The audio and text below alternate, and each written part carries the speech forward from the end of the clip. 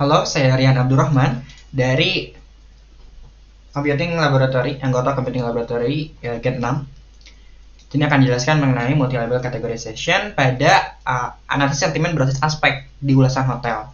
Nah, ini menggunakan beberapa arsitektur berbasis AWD-LSTM, Fit, dan juga BERT. Lalu untuk datasetnya sendiri itu diambil dari ulasan di AIRI ya, walaupun sekarang platformnya udah nggak ada, tapi ini diambil dari AIRI dan ini juga diambil dari IndoNLU, researcher dari IndoNLU yang menjadi benchmark untuk beberapa downstream stacks di NLP. Dan untuk datasetnya ini seperti ini, jadi nanti ada kategorinya, categorization. Ada AC, air panas, general, dan itu setiap kategorinya itu ada sentimennya. Dan sentimennya ada 4, ada netral, ada positif, ada negatif positif, gitu. Jadi nanti datanya ditransformasi menjadi seperti ini. AC net berarti AC terus netral gitu.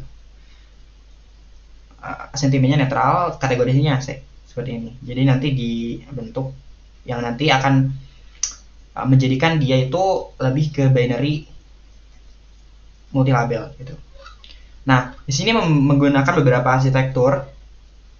Sebelum masuk ke arsitektur di NLP itu kita akan merepresentasikan data ini sebagai sebuah representasi vektor gitu. Nah, maksudnya representasi vektor ini seperti apa? Jadi kita udah tahu nih, kalau misalkan deep learning itu, nah kita konteksnya deep learning karena saya memakai deep learning, yang inputnya itu harus berupa angka gitu. Nah, ketika inputnya harus berupa angka, maka sebuah kalimat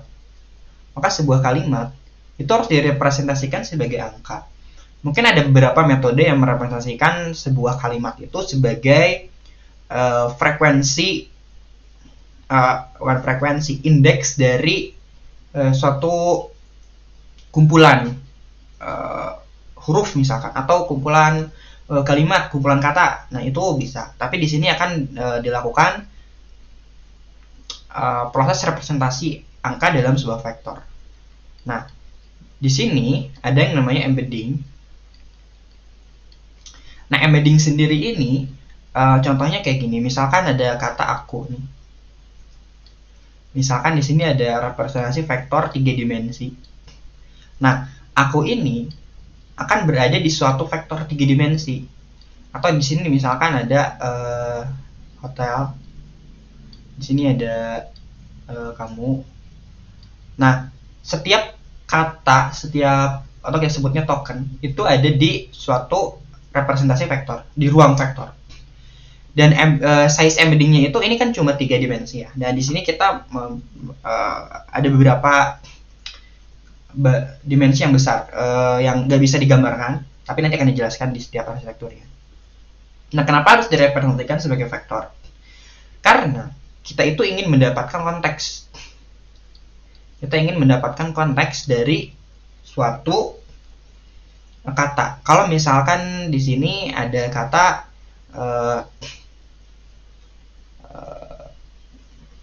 saya pergi ke pasar misalkan, tapi tidak jadi misalkan. Nah, berarti di sini setiap katanya itu dia itu punya representasi vektor. Nah, representasi vektor inilah yang akan merepresentasikan konteks dari suatu kalimat. Konteksnya apa nih? Saya pergi ke pasar, tapi tidak jadi. Nah, kalau misalkan kita nggak pakai representasi vektor, bisa aja kita hanya mendapatkan konteks dari setiap katanya gitu. Artinya apa? Kalau misalkan nih kita representasinya adalah misalkan kita punya list, kalau misalkan di sini ada list saya, ada terus aku, terus kita, terus apalagi, pokoknya kata-kata dalam bahasa Indonesia. Nanti saya itu indeksnya 0, aku ini indeksnya 1, kita kan di sini 2. Nanti di sini bisa aja direpresentasikan dengan indeks dari indeks ini tuh ada berapa sih di kamusnya gitu. Oh, ini indeksnya 0, oh ini indeksnya 7 misalkan. Artinya kalau misalkan kita kayak gini, itu konteksnya tuh kurang gitu. Kita kan kalau bicara bahasa itu bicara konteks. Maka bisa jadi ketika kita memasukkan konteks yang berupa indeks kayak gini ke model, itu jadinya bisa aja kata tidak jadi ini berbeda konteksnya gitu. Jadi harusnya saya pergi ke pasar tapi nggak jadi mesin memahami saya pergi ke pasar jadi pergi gitu. Konteks dari sininya nggak paham dia, karena dia melihatnya adalah satu kata gitu, satu kata terpisah.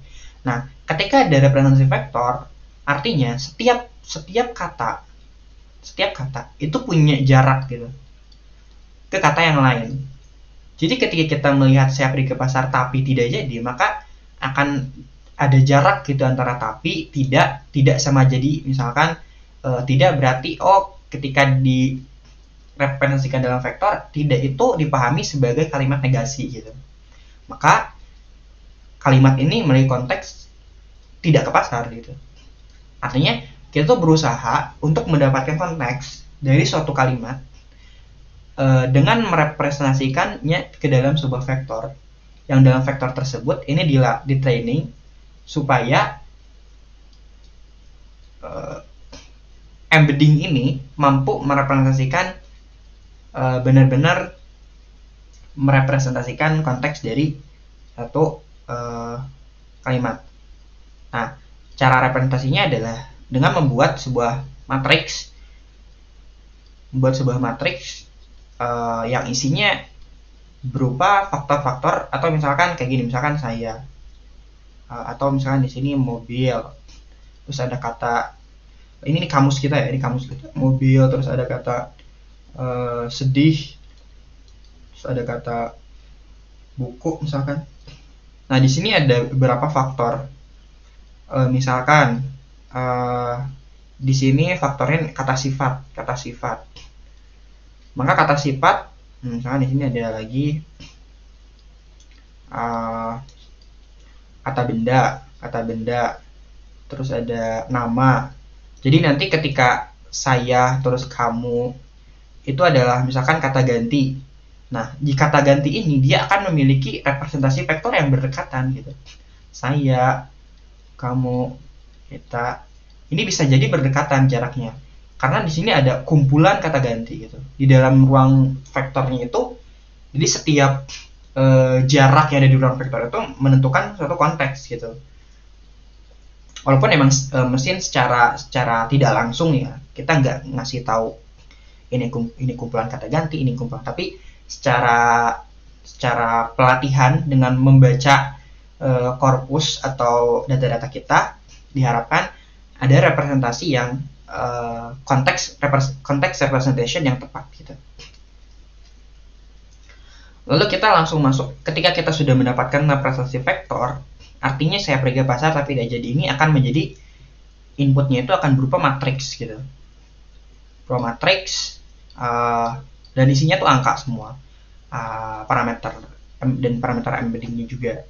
Nah, sini kita menggunakan model yang lazim digunakan dalam sequence ya, data sequence atau data yang secara berurutan gitu. Dan bahasa itu kan data yang berurutan ya. Nah, sebelum ke LSTM ada yang namanya RNN gitu.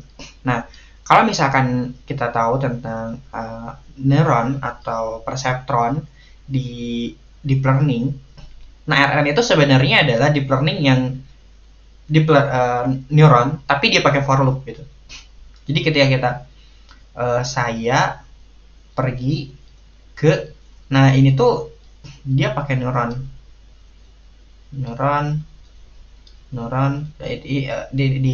dimasukkan ke neuron, nanti ada output misalkan gitu.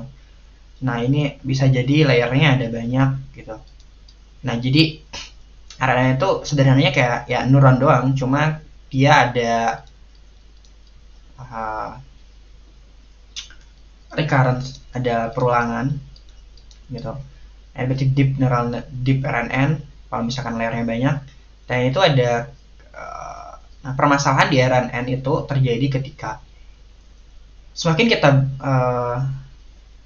kita pengen dapetin neural network yang deep gitu, yang dalam. Tapi ketika permasalahan di RNN itu ketika semakin banyak stack neuronnya gitu, maka karena deep learning itu adalah nanti kan ada perkalian matriks kan, perkalian matriks. Nah, ketika bobotnya itu misalkan diinisialisasi awalnya itu 0,0000000 jangan nih 0,005 misalkan bobotnya tuh. Nah, ketika perkalian dikalikan dengan angka yang yang ketika dikali gitu, ini kan perkalian, ini dikali ke sini, dikali ke sini, dikali ke sini, dicari derivatifnya. Nah, itu ketika perkaliannya berupa angka kayak gini kan 0,001 misalkan, itu semakin lama si angkanya tuh semakin kecil gitu, 0,0000000 gitu. Nah, itu ada yang dinamakan vanishing gradient gitu. Jadi si nolnya tuh mungkin banyak banget, sampai kalau misalkan di mesinnya kita pakai floating precisionnya 32, ya kita cuma bisa mengenal 32 angka di belakang koma, ya dia bakal jadi 0 gitu. Karena 32 angka ini misalkan di belakang komanya cuma 0, ya udah berarti si neuronnya itu mati gitu. Dia nggak capture apa-apa gitu. Ketika si jadi training dengan lebih neural network yang lebih banyak, di training lebih lama, dia bakal vanish atau explode. Kita inisiasi weightnya itu 100, terus ada perkalian matriks yang bisa jadi itu sampai 1000, terus dikali lagi jadi 1.000.000 kan, sampai 1 triliun, 1 kuadriliun, dan itu explode, gradiennya explode gitu. Itu bisa terjadi, ada exploding gradient dan vanishing gradient. Nah, untuk mengatasi hal tersebut, nah ini ada variannya namanya LSTM. Itu sebenarnya sama kayak RNN kayak gini, cuma di dalamnya itu dibuat sebuah gap gitu. Di sini dibuat sebuah gap. Dan tadi permasalahannya RNN juga, dia nggak bisa capture long term dependencies. Artinya bisa jadi yang saya pergi ke pasar tapi tidak jadi, RNN cuma bisa nangkep saya pergi ke pasar gitu. Ketika dia menemukan kata tapi tidak jadi, dia bisa bukan gitu. Ketika kita nge-training ini sampai akhir, bisa jadi ketika di akhir RNN nggak bisa mengetahui siapa sih yang pergi ke pasar nggak jadi. Harusnya kan saya ya, dan saya itu kan ada di paling kiri. Nah, RNN nggak bisa nge-capture long term dependencies gitu. Artinya semakin panjang kalimatnya, dia semakin susah untuk mengingat kembali gitu kata sebelumnya. Nah, di LSTM ini di overcome. Nah, di sini ada gerbang-gerbang gitu. Maksudnya gerbang di sini yang pertama buat gimana sih caranya supaya gradiennya tuh nggak vanish gitu, nggak vanishing gradient. Kalau explode masih bisa sih ini. Vanish tuh jadi dia ada pointwise addition dan pointwise multiplication. Kalau misalkan di istilahnya ini disebut ada input gate, terus ada forget gate, terus ada output gate dan semacamnya. Intinya dia gimana caranya supaya, nah ini yang paling penting sih di sini nih, ada cek yang nggak ada di RNN. Yang nggak ada di RNN itu ada, ini juga nggak ada sih, cuma yang paling penting tuh di ceknya ini, dia bisa nge-capture dependent yang tadi saya pergi ke pasar tapi tidak jadi. Nah, ketika kita nge-training jadi gitu kan, kata jadi, dia masih ingat. Gimana caranya dia supaya dia masih ingat bahwa yang nggak jadi ke pasar tuh saya gitu. Nah, si saya ini tuh di capture sama si ini. C. Jadi si C ini apakah dia akan menjadi sebuah konteks gitu yang dibutuhkan, atau dia sebenarnya nggak penting gitu. Kalau misalkan nggak penting, ada yang namanya forget get gitu. Dia ya udah di forget, atau dia jadi intinya dia untuk mempertahankan konteks dari suatu kalimat. Intinya seperti itu sih. Dari segambreng ini. Yang last itu long short term memory. Nah, lalu pertanyaannya adalah LSTM gitu kan, dia ketika kita bicara tentang data yang banyak, karena LSTM-nya berarti banyak ya, maksudnya adalah kotaknya banyak gitu, kotaknya banyak, terus dia bisa mempertahankan konteks, terus ketika dia di stacking dengan deep gitu, deep LSTM dan banyak kotak gini. Nah, artinya apa? Artinya bisa jadi dia itu overfitting gitu. Kenapa bisa overfitting? Karena di sini lihat, kita melakukan banyak sekali operasi kompleks yang melibatkan si parameter-parameter yang banyak. Dan ini berarti kalau misalkan parameter yang banyak, otomatis kalau misalkan kita bicara konteks overfitting, artinya decision boundary. Kalau kita bicara konteksnya klasifikasi misalnya, decision boundary yang ini A, misalkan ini B, CDC modelnya tuh nge-classify B dengan sangat sempurna gitu, sesuai dengan data training. Karena ada banyak sekali operasi kompleks di sini. Ya, kita bicara kompleks, maksudnya ya sebenarnya nggak kompleks amat. Cuma kalau kita bicara kompleks, lebih banyak operasi yang banyak sekali operasi yang dilakukan di sini gitu. Jadi ya udah bisa jadi overfitting gitu. Tapi kalau misalkan masalahnya kalau kita ngurangin misalkan ya udah pakai LSTM-nya cuma satu layer aja, jadi bisa jadi underfitting. Dia nggak bisa nge-capture karakteristik atau konteks dari satu kalimat itu. Nah, dari dilema STM, terus plus juga dia makan banyak memori kan, karena dia nyimpan bobot itu banyak banget ini kan. Ini beda-beda bobotnya. Itu disimpan dalam suatu memori gitu.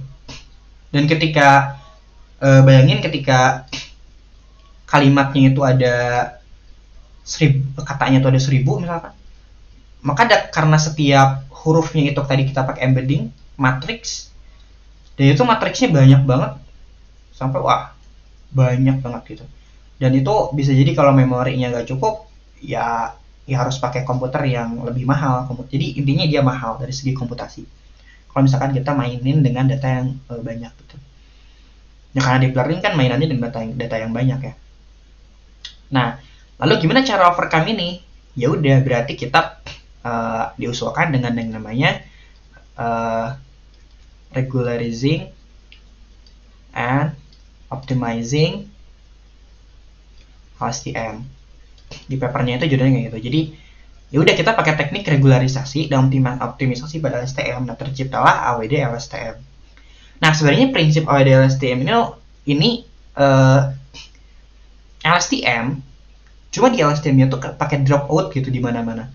Kalau misalkan di sini ada embedding, terus di sini ada LSTM-nya, LSTM, di sini ada LSTM lagi, di sini ada feed forward neural network,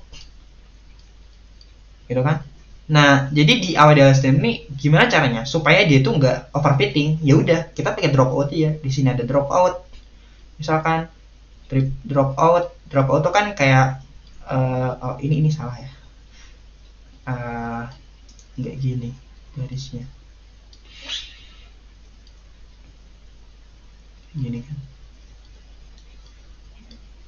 Jadi nanti ada dropout di outputnya, di embeddingnya itu ada dropout. Sebenarnya dropout yang tersebar dan berbeda-beda gitu. Sebenarnya konsep intinya kayak gitu, LSTM tapi pakai teknik regularisasi atau dropout. Kalau optimizingnya mungkin nanti ada temporal activation dan sebagainya. Tapi konsep poin utamanya adalah dropoutnya. Nah, dari AWD-LSTM ini,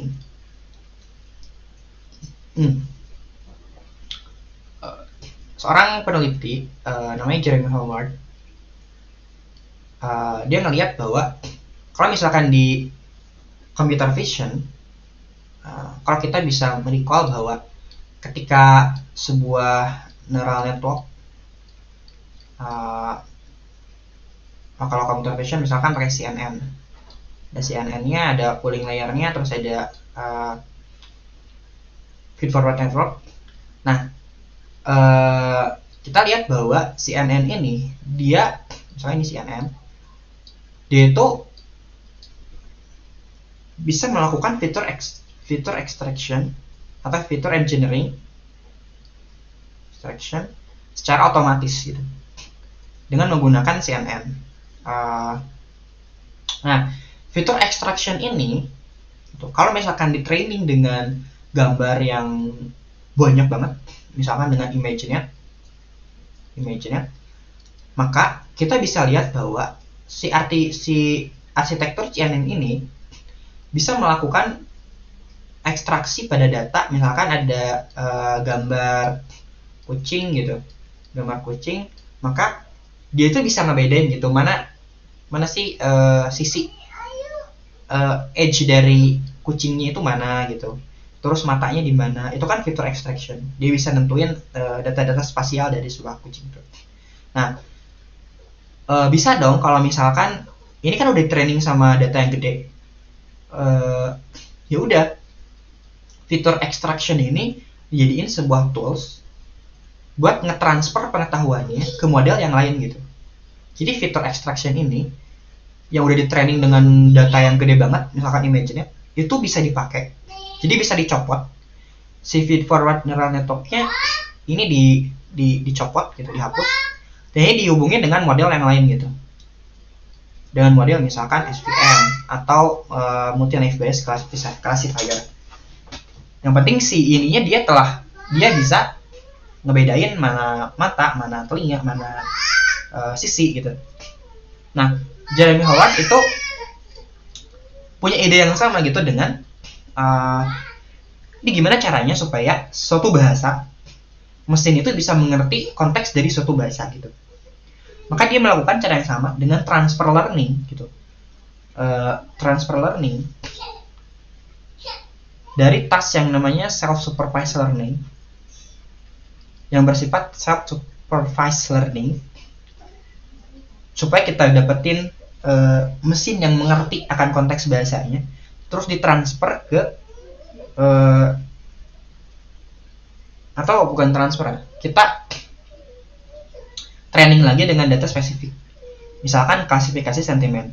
Maka kita bahasa Indonesia ya misalkan, maka kita training dengan coba deh dia baca dalam tanda kutip Wikipedia, dibaca semua gitu, dilatih dengan data Wikipedia misalkan berbahasa Indonesia, terus nanti di training lagi dengan data-data yang ada labelnya gitu. Jadi self-supervised ini kan data yang nggak berlabel. Nah, kalau misalkan nanti di training dengan supervised task gitu, supervised task, maka dia akan di training dengan data yang ada labelnya gitu, sentimennya apa misalkan. Jadi dengan harapan bahwa modelnya tuh punya pengetahuan tentang bahasa itu, lalu ketika dia menyelesaikan task kayak sentimen analisis, maka dia bisa dong untuk memahami bahasanya dan menentukan labelnya dengan mudah gitu. Konsep dari transfer learning. Nah, bagaimana konsep dari LLM-Fit yang dia usulkan? Itu LLM-Fit itu Universal Language Modeling, Universal Language Modeling Fine Tuning for Text Classification gitu. Nah, di sini dia text classification, karena dia melakukan melakukan si trainingnya itu dengan klasifikasi teks gitu. Nah, seperti yang saya tadi sebutkan bahwa dia akan di-training menggunakan General Domain Language Model Pre-training, atau misalkan kita contohnya dengan Wikipedia misalkan. Maka dia akan di-training dengan memprediksi kata selanjutnya gitu di korpus yang gede di Wikipedia. Jadi misalkan saya pergi titik gitu. Nah, nanti si model ini akan memprediksi pergi kata selanjutnya apa sih gitu. Nah, labelnya adalah kan pasar misalkan ya. Misalkan pasar. Nah, ini kan labelnya. Nanti akan dilihat. Jadi ini pakai categorical cross entropy loss, klasifikasi juga sih. Tapi dia self supervise. Jadi dia labelnya tuh ada dari si datanya sendiri gitu. Jadi kita nggak ngelabelin manual. Nah, jadi dia diharapkan bahwa ketika dia di training dengan si next word prediction ini, dia punya embedding yang mampu benar-benar merepresentasikan konteks dari suatu kata atau kalimat gitu. Lalu target task language model fine tuning itu tuh misalkan kita mau nge-classify, kalau di contohnya itu IMDb review misalkan, ulasan IMDb. Maka kita hanya perlu nge-labelin IMDb itu kalau di papernya 100 aja cukup gitu. Tapi review yang lain, review sisanya kan banyak, di IMDb banyak reviewnya, itu dilakukan training dengan task yang sama, language modeling, yaitu word prediction, next word prediction, tapi dengan data khusus gitu, discriminative fine tuning dengan data khusus IMDb gitu. Jadi ketika dia tahu gitu konteks dari IMDb ini kayak gimana sih gitu, kata-katanya, terus vocab yang biasa kata yang biasa dipakai dan sebagainya, sehingga dia paham gitu. Akan dia baca semua ulasan IMDb dan dia akhirnya di training dengan target task classifier. Jadi nanti nih si classifier yang di sini itu akan yang ini di gradual unfreezing, maksudnya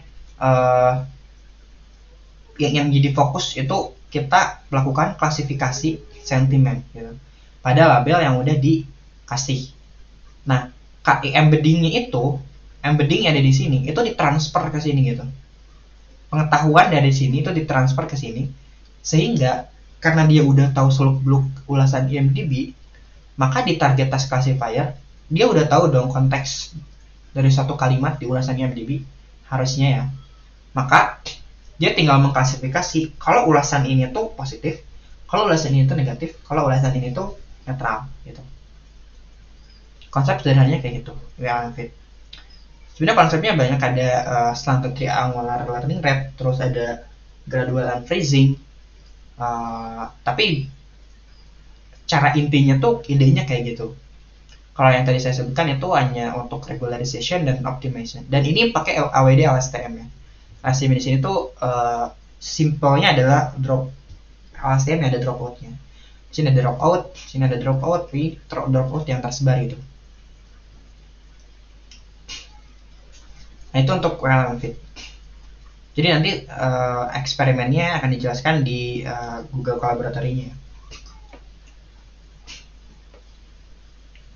Oke. Nah, itu untuk WLM fit. Nah, sekarang selain menggunakan LSTM dan ADLSTM dalam WLM fit, saya menggunakan juga arsitektur BERT. Namun sebelum ke BERT, itu kita harus tahu dulu tentang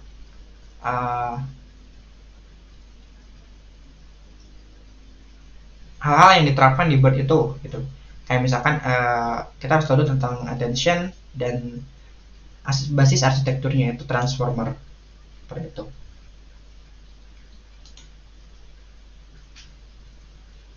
Oke, ini penjelasannya sebagian besar diambil dari PPT di Deep Learning Specialization di Coursera yang diajarin sama Andrew. Nah, ketika kita bicara mengenai BERT, Bidirectional Encoder Representation from Transformer, itu erat kaitannya dengan paper yang namanya Attention is All You Need. Itu adalah paper transformer. Transformer ini merupakan satu arsitektur. Jadi gini, permasalahan dari arsitektur sebelumnya itu RNN, STM, terus ada mungkin ada beberapa arsitektur lain seperti GRU, Get Record Unit, sebagainya. Mereka tidak bisa di training dengan parallel computation. Nah, permasalahannya adalah kita memiliki data yang sangat banyak. Misalkan mungkin tasnya bukan klasifikasi tapi machine translation terus dan sebagainya, itu kan membutuhkan data yang sangat banyak sekali. Dan kalau kita mengandalkan dari segi kemampuan LSTM, itu butuh memori yang gede banget. Jadi satu single memori yang gede, jadi kita nggak bisa paralel gitu. Karena kalau kita lihat tadi, dia itu saling terhubung gitu, saling terhubung kan. Artinya kita harus nge-compute ini dulu, baru kita bisa compute ini. Jadi terhubung secara sequence berurutan. Nah, sekarang pertanyaannya adalah gimana caranya kita supaya bisa mendapat konteks yang lebih improve juga sih, improve dari segi dapat konteks representation konteks yang lebih bagus, yang memanfaatkan tadi konsep transfer learning. Artinya kita mau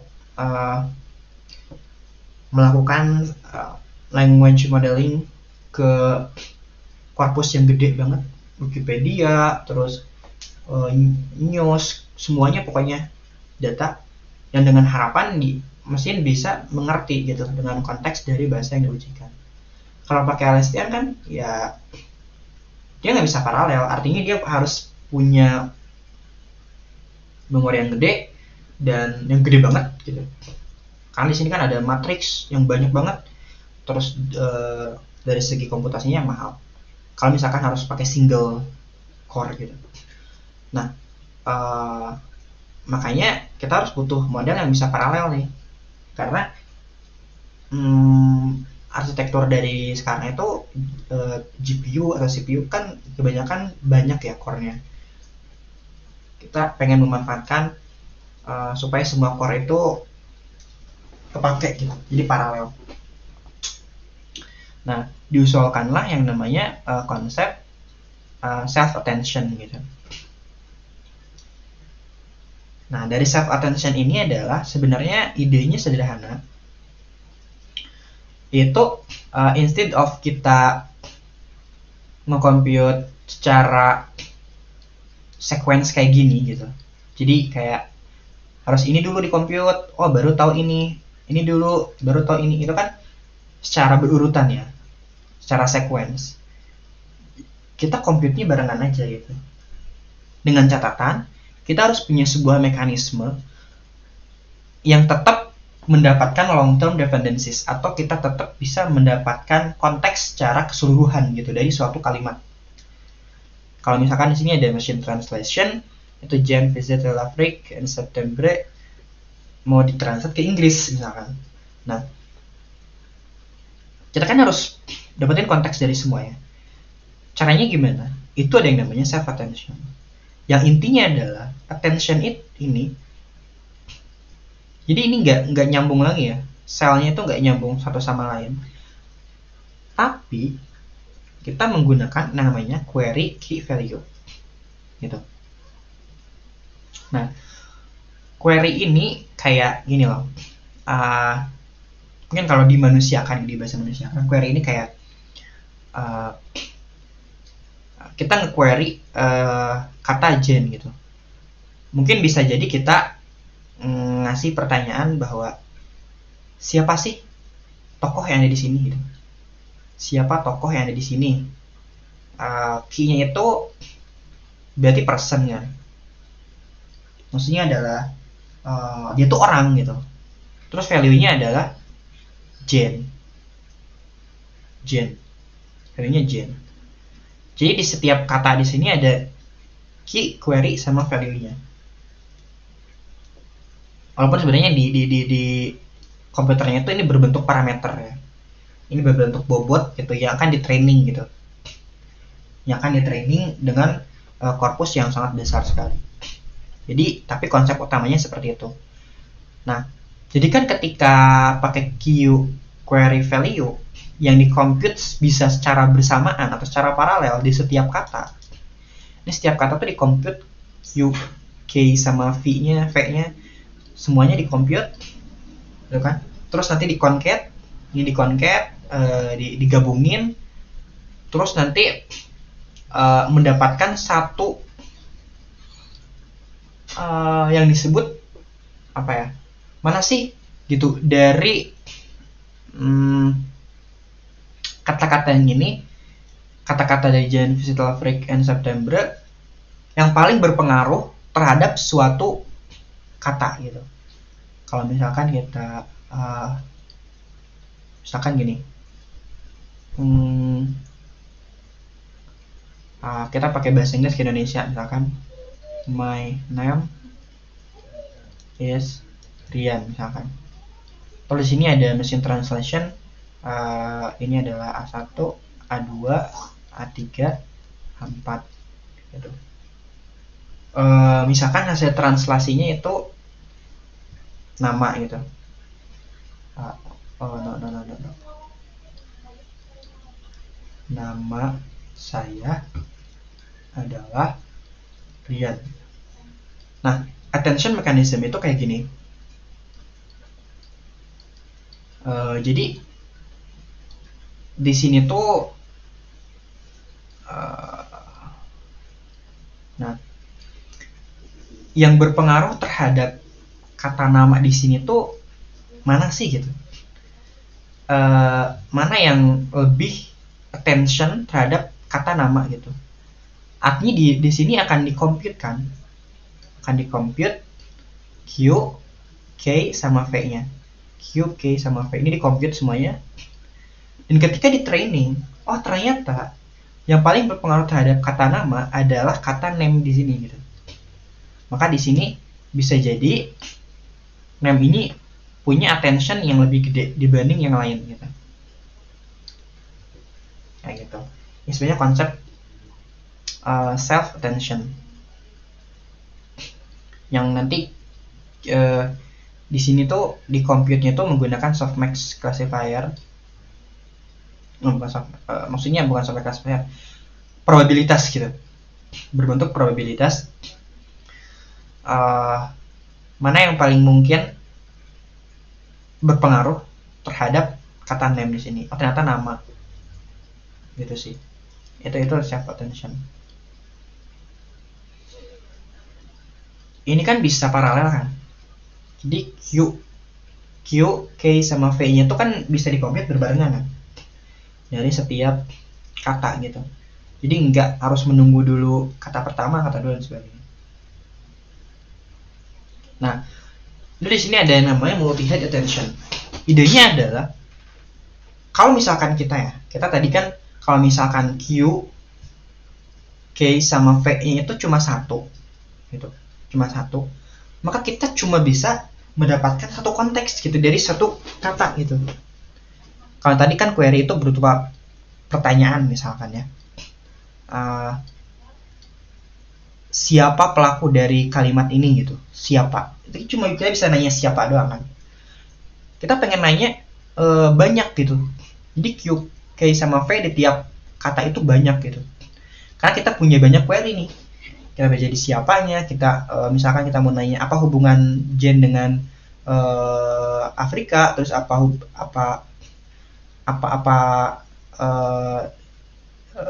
dia itu naik apa misalkan ke Afrika, jadi dia bisa banyak query gitu, query-nya banyak, dan jadinya si attention itu ditumpuk kayak gini. Jadi dia punya banyak. Ini multi-head attention ini intinya attention yang ditumpuk dan mekanismenya sama kayak tadi. Di sini ada softmax-nya di concat, attention-nya di concat. Terus kita akan melihat probabilitas atau attention yang paling berpengaruh terhadap suatu kata ke kata lain itu apa gitu. Sebenarnya ini konsepnya sama, cuma dia ditumpuk gitu, attentionnya banyak. Nah, hubungannya apa dengan transformer arsitektur?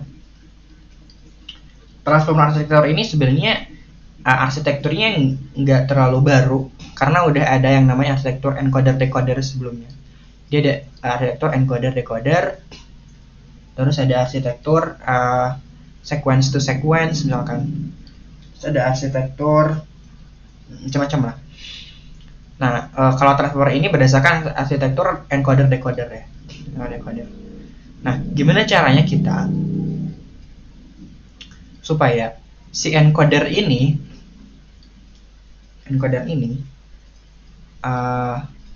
sebagai suatu alat yang bisa capture context representation gitu.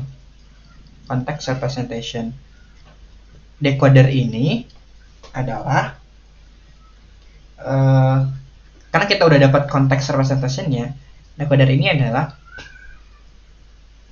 yang di training dengan tasknya gitu. Tasknya apa? Misalkan kalau di sini mesin translation. Jane visit Lavery on September ini akan dikompute menggunakan tadi multi-head attention, yang ada Q, K sama value-nya, dan akan mendapatkan representasi di vektornya gitu kan. Ada di sini kan ada embedding sebenarnya. Ada 3 embedding di itu bird sih. Kalau transformer kayak gini, dia akan mendapatkan benar-benar vektor representasinya tuh atau matriksnya tuh benar-benar merepresentasikan January, February, and September. Jadi suatu angka yang benar-benar merepresentasikan kalimat ini gitu. Jadi encoder tuh buat itu, buat ngubah si kalimat ini sebagai angka yang benar-benar mewakili kalimat tersebut. Lalu nanti si angka itu di feed ke decoder. Nah, decoder ini itu untuk melakukan istilahnya adalah, karena kita udah dapat representasinya, maka kita tinggal mentraining dari segi tasknya apa. Misalkan di sini translation, decoder ini akan lebih memfokuskan kepada task mesin translationnya gitu. Jadi dia nggak akan mikirin lagi mengenai konteksnya itu kayak gimana sih gitu dari suatu kalimat. Ya walaupun di sini juga ada attentionnya juga ya. Ya dia akan melakukan transfer learning gitu dari encoder ke sini. Nah, karena encoder ini dia punya kemampuan untuk bisa merepresentasikan suatu kalimat dengan baik gitu. Itu transformer arsitektur sebenarnya kayak gitu. Di sini ada feed forward neural network, ya neural network yang kayak biasa, feed forward gitu, arsitektur feed forward gini. Kalau di sini mungkin secara sederhana normalization ya, normalization yang membuat suatu data itu menjadi suatu rank tertentu. Ini ada positional encoding.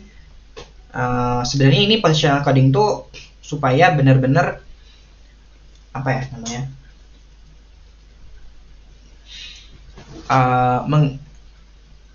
mengcapture posisi gitu. Jadi Jen ini ada di posisi yang pertama gitu.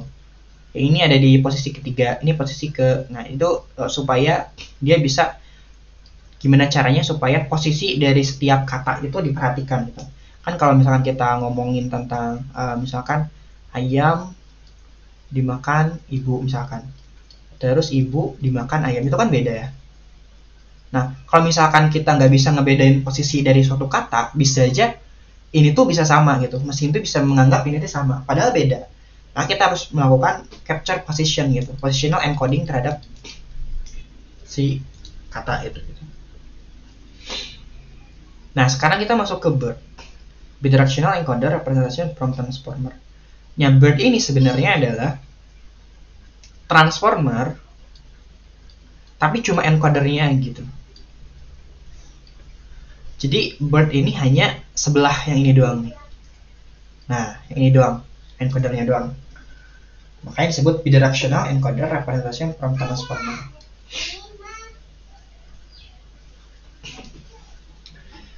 sama kayak tadi fungsinya, sebenarnya sama. Cuma dia BERT itu kayak ULM-Fit di training dengan language model. Cuma kalau ULM-Fit itu dia next word prediction kan, next word prediction. Artinya dia cuma satu arah gitu ke kanan. Kalau BERT itu dua arah karena bidirectional. Dia menggunakan task yang namanya mass language modeling. Mass language modeling sama next sentence prediction. Jadi intinya suatu korpus yang gede, misalkan sini saya pergi bioskop untuk film. Di sini ada kata emas, ada kata emas. Nah, model yang di training dengan BERT itu gimana caranya supaya bisa melakukan prediksi terhadap kata yang dikasih token emas gitu. Yang dikasih token emas tuh kata apa sih gitu yang cocok gitu. Kata apa yang cocok gitu. Kalau modelnya udah di training dengan korpus yang gede, terus udah udah paham dengan konteks, maka di sini pasti akan di mungkin ada pilihan banyak gitu. Bisa jadi sini nonton, terus di sini nonton di sini. Di sini mungkin saya pergi ke bioskop untuk nonton film misalnya. Nah itu nanti akan diprediksi nih, mas ini diprediksi dengan kata apa sih yang cocok gitu. Nanti si modelnya itu training dengan task ini. Nah kalau next sentence prediction, nah ini kan satu kalimat ya. Kira-kira kalimat selanjutnya itu apa gitu? Nanti akan dikasih sebenarnya ini binary classification task, dimana akan memprediksi, akan dikasih dua kalimat gitu. Misalkan di sini ada kalimat film yang ditonton itu apa, sini ada kalimat saya pergi ke pasar kan. Saya pergi ke pasar, ini film yang ditonton apa. Nah dia akan melakukan klasifikasi mana kalimat yang paling cocok atau probabilitas yang paling cocok setelah kalimat ini gitu. Jadi dia punya atau dia di training dengan cara seperti itu, next sentence prediction. Nah BERT ini bisa tahapannya adalah dengan dua task tadi, MLM dan NSP, di training dengan korpus yang gede. Baru nanti setelah di training dengan korpus yang gede, dengan dibuktikan bahwa, dan bukan dengan harapan ya, sudah dibuktikan bahwa BERT ini bisa mampu merepresentasikan konteks dari suatu input yang diujikan gitu. Atau menjadi state of the art lah pada task yang diujikan kayak gini nih. Ada bisa dipakai task untuk sentence pair classification atau klasifikasi label gitu kan, atau juga bisa dipakai buat span extraction atau precedence sorting dan sebagainya. Nah, untuk eksperimennya kita akan melakukan multi-label classification. Ini disiapin dulu datanya, terus nanti ditransformasi seperti ini kayak tadi udah dijelaskan. Nah, kita akan coba menggunakan EndoBERT dulu, menggunakan Python selectioning, dan ini refaktor sih, bandingannya refaktor, nggak dari awal, refaktor dari nanti di bawah ada referensinya, dan juga menggunakan Hugging Face transformer. Nanti bentuk encoding dari labelnya kayak gini. Jadi nanti kalau misalkan ini binary classification, ini binary multi label gitu. Ini 001 berarti bau netral itu benar gitu. Dia labelnya bau netral sama ini yang satu ini berarti labelnya gitu. Nah ini itu akan di encoding ke satu label jadi binary kayak gini.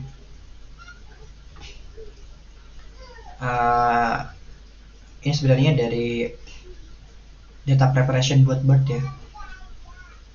Tokenizernya dia di encoding dengan ada yang namanya attention mask, input, sama token type. Seharusnya ada token type, tapi nggak terlalu penting juga sih, soalnya kita klasifikasi. Jadi intinya dia ketika di encode suatu kata, misalkan tadi ada review kebersihannya kurang, maka tokenizernya dia akan menambahkan token CLS di sini dan menambahkan token set gitu. Jadi di sini akan diubah ke suatu encode. Kan ini 0, di sini ada 270, ini 50, ini 3 misalnya. Nah, jadi nanti yang bentuk input IDS tadi, input IDS-nya kayak gini. Terus kalau karena ini BERT itu menerima fixed length ya. Kalau misalkan lengthnya itu 512, maka di sini akan ada yang namanya padding gitu. Padding. Jadi ada token padding gitu sebanyak sampai 512 gitu. Dan supaya si modelnya kita ngasih tahu si modelnya bahwa yang di belakang tuh padding gitu. Di sini padding misalkan 2. Supaya kita bisa ngasih tahu di belakang tuh padding, maka kita ngasih representasi yang lain gitu, namanya tension mask. Tension mask itu isinya kayak gini. Nanti yang padding itu isinya 0. Artinya kalau misalkan dimasukkan ke model itu nggak akan dianggap gitu. Yang dianggap tuh cuma yang attention masknya 1 gitu. Itu dari segi tokenizernya. Dia pakai word piece tokenizer ya. Jadi representasinya bentuk satu potongan, bukan bentuk, nggak di split spasi gitu. Kebersihannya kurang. Bisa jadi ini kebersihan tuh bisa berbentuk beberapa suku kata gitu. Intinya gitu sih kalau word piece. Jadi intinya di training pakai mekanisme transfer learning. Di sini kita pakai IndoBERT ya. IndoBERT ini, nah ini IndoBERT base P2 adalah BERT versi bahasa Indonesia yang udah di training ke 4 miliar token kata di Wikipedia, korpus Wikipedia, korpus apalagi ya, news, banyak banget. Kita pakai transfer learning buat supaya dapetin konteks representation yang benar-benar bisa menangkap konteks dari suatu kalimat. Ya kita pakai itu. Training dengan 2 epoch aja. Training dengan 2 epoch, kita lihat di sini parameternya ada 497 juta ya.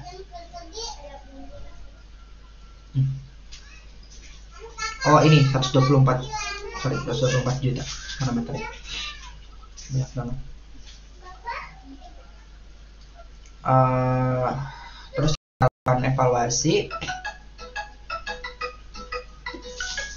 kita lakukan evaluasi. Kita bisa lihat. Nah ini karena kita multi label, maka kita pakainya Evans score with threshold. Thresholdnya 0,5. Evans score macro average with thresholdnya 0,79 ya. 0,79. Ini kalau misalkan kita pakai yang large, ini kan pakai base ya. Yang large itu parameternya lebih banyak, lebih gede. Kalau misalkan tadi ini kalau yang base multi head attentionnya cuma 12. Jadi attention yang ditumpuknya cuma 12. Tapi kalau yang large itu bisa sampai 24 gitu. Dan itu bisa dapat Evans score sampai 90%-an lah. Kalau di papernya. Nah, ini contoh dari hasil prediksinya. Nah, kita langsung ke AWD LSTM ini yang menarik sebenarnya. Kalau dari saya spoilerkan bahwa performance ini jelek dari LSTM kalau dibandingin dari BERT. Akan saya jelaskan kenapa jelek ya. Kita pakai AWD LSTM yang Scratch, nggak pakai pre-training. Ini pakai Fast AI, library Fast AI. Di training dengan ini parameternya lebih kecil ya, 64.200. Kalau tadi kan sampai ratusan juta ya. Dan ini arsitekturnya ada LSTM, terus ada dropout kan, terus ada dropout lagi, ada LSTM lagi, dropout lagi, LSTM. Ini awal LSTM. Jadi setiap LSTM tuh ada dropoutnya gitu. Dropout, banyak dropout. Supaya realization-nya lebih mantap. Kita ada learning rate finder. Terus kita training dengan 30 epoch dan hasilnya adalah sekitar 60 advanced score with threshold-nya.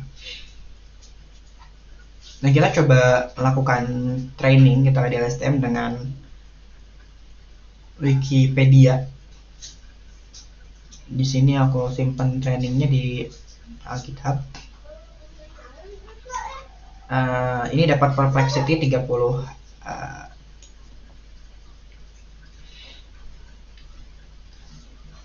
dengan 10 epoch ya 10 epoch.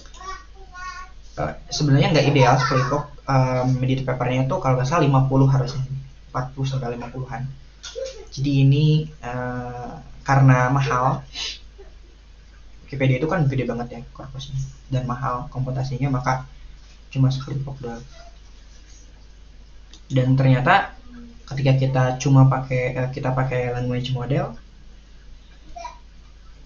kita cuma dapat 58 gitu, menurun dari yang tadi. Dan ketika kita melakukan fine tuning terhadap ada yang namanya website namanya Daily Hotel. Nah, sebenarnya fine tuningnya harusnya dari Airy-nya ya. Karena Airy-nya itu udah ditutup platformnya, jadi kita nggak bisa scraping. Udah kita bukan kita sih, saya maksudnya itu nyari tentang artikel tentang hotel, udah kita fine tuning dengan artikel tentang hotel kayak gini. Dan ternyata hasilnya tuh malah lebih jelek, sekitar 46 advanced score-nya. Ini bukan yang ini language model. Pas di training dengan classifier-nya itu nurun banget jadi 38, dia makin jelek. Nah, ini kenapa? Kita akan melakukan analisis error. Jadi sebenarnya adalah yang terjadi dalam AWD LSTM pada saat kita melakukan klasifikasi multilabel terhadap sentimen tadi.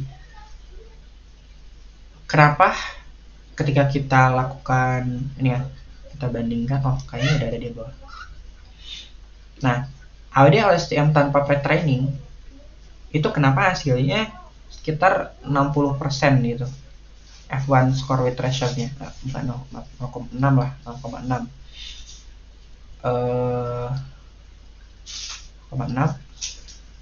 karena si AWD LSTM ini dia butuh banyak, dia ini bisa ditingkatkan dengan lebih banyak dataset gitu. Karena kalau kita lihat tadi dari segi training loss-nya udah converge, cuma datasetnya harus lebih gede, lebih banyak, karena ada potensi